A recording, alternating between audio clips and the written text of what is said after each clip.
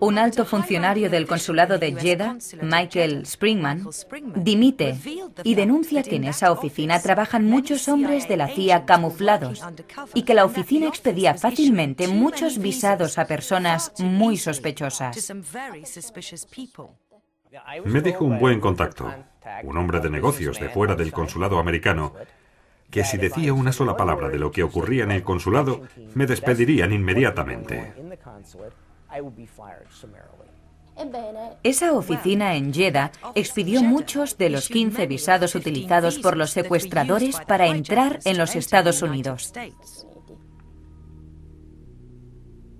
De estas 15 solicitudes de visado, ninguna es regular. Por ejemplo, para el destino, muchos de ellos escribieron hotel, Nueva York o California, y en un caso simplemente no. Por tanto, fue una práctica habitual hacer entrar a los terroristas de Al-Qaeda en los Estados Unidos para adiestrarlos. Y esto se prolongó durante años. Lo mismo ocurrió con los involucrados en el 11S. 6 de los terroristas, entre ellos Mohamed Atta, se adiestraron en instalaciones militares de Estados Unidos. Mohamed Atta fue a la escuela para oficiales de la base aérea de Maxwell, la base aérea de Maxwell en Alabama, la base aérea Brooks en Texas, la base aérea naval de Pensacola en Florida, el Instituto Lingüístico de la Defensa, la Agencia de Inteligencia de Monterrey, California. Esa gente estaba literalmente en manos de los servicios secretos. Por tanto, los principales secuestradores se adiestraron y combatieron en la ex Yugoslavia, pagados por una empresa de mercenarios relacionada con el Pentágono. Gracias a la CIA consiguieron los visados para entrar en Estados Unidos. Una vez en América, hicieron todo lo posible para ser reconocidos y para llamar la atención, ya que estaban seguros de su impunidad. Se entrenaron en bases militares norteamericanas y asistieron a escuelas de vuelo, pero sin aprender a volar.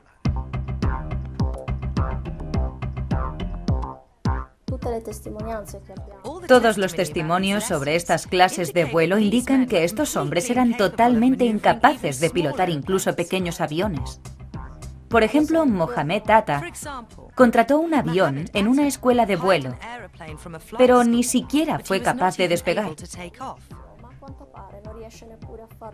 Lo dejó abandonado en la pista y se fue.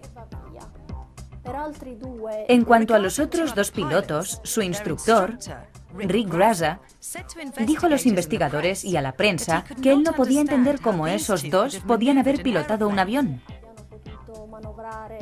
Sus palabras exactas fueron que eran como 2 tontos muy tontos en un avión.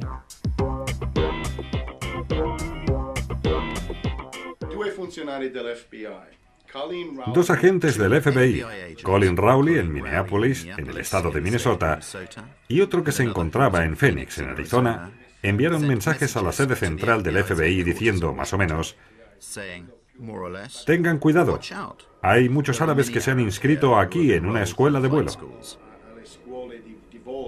La primera persona en la escuela de vuelo en llamar al FBI se arriesgó mucho, porque pasó información sobre un cliente extranjero.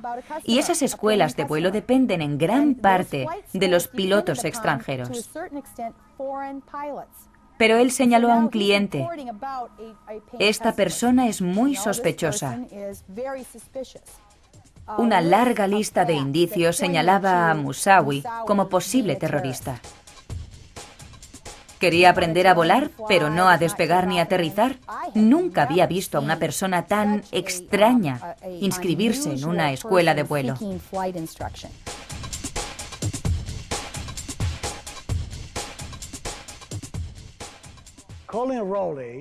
Colin Rowley informó inmediatamente a sus superiores en Washington, pero no pasó nada. Las investigaciones fueron obstruidas. No hubo advertencias de las que sea consciente que permitieran prever este tipo de operaciones en nuestro territorio.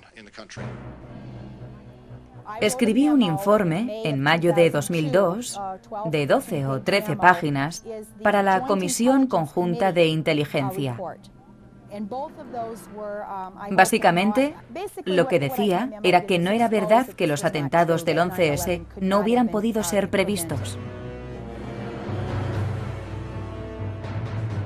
Durante el verano anterior al 11S, el director interino del FBI, el señor Picard, intentó advertir un par de veces al ministro de Justicia y fiscal general Ashcroft sobre el riesgo terrorista. La primera vez, Ashcroft mostró poco interés por el asunto. De hecho, en el agosto de 2001 definió el terrorismo como la última de sus prioridades. En un momento, Ashcroft le dijo a Picard: "No quiero oír hablar más sobre el terrorismo".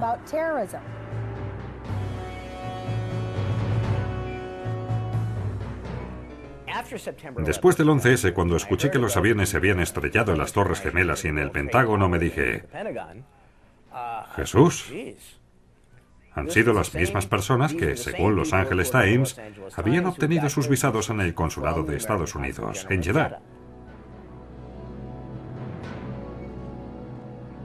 Llamé al FBI y les conté cómo funcionaba el programa de visados para terroristas. Me pasaron de una oficina del FBI a otra hasta que llegué a la sede en Washington, y allí alguien me dijo: "Nos pondremos en contacto con usted". Pues bien, 6 años después todavía sigo esperando.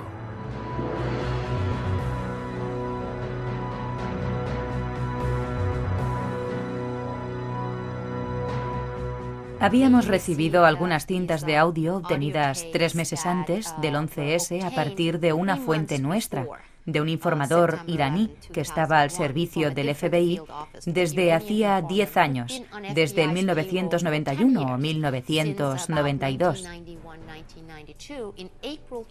En abril de 2001, este informador dijo al FBI que había obtenido una información según la cual Al-Qaeda y Bin Laden estaban preparando un ataque contra los Estados Unidos que afectaría 5 grandes ciudades con el empleo de aviones, y que el ataque tendría lugar en los próximos meses.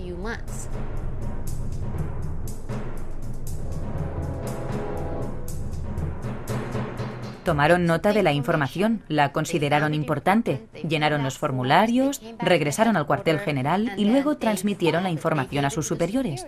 Pero no sucedió nada. 2 meses después, se reunieron de nuevo con el mismo informador y este les preguntó: ¿habéis hecho algo con la información que os di?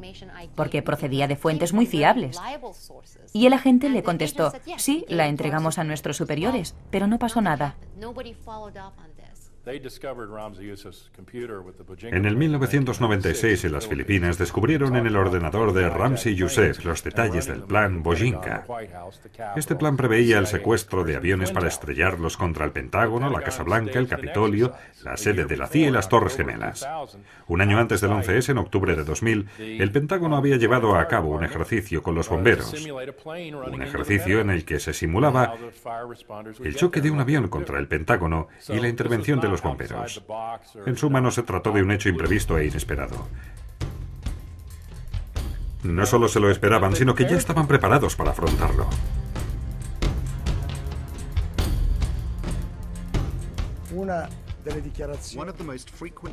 Una de las declaraciones más frecuentes de la administración Bush fue: estos ataques nos cogieron por sorpresa.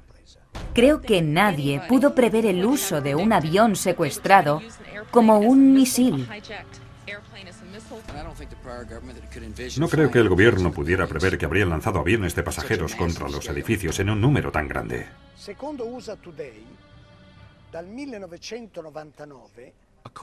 Según el diario USA Today, desde 1999, la aviación militar estadounidense realizaba 4 veces al año ejercicios en los que se simulaba el secuestro por terroristas de aviones civiles.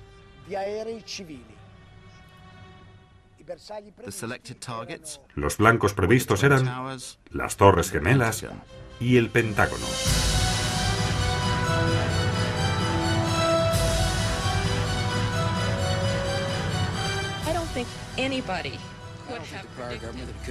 Nadie pudo prever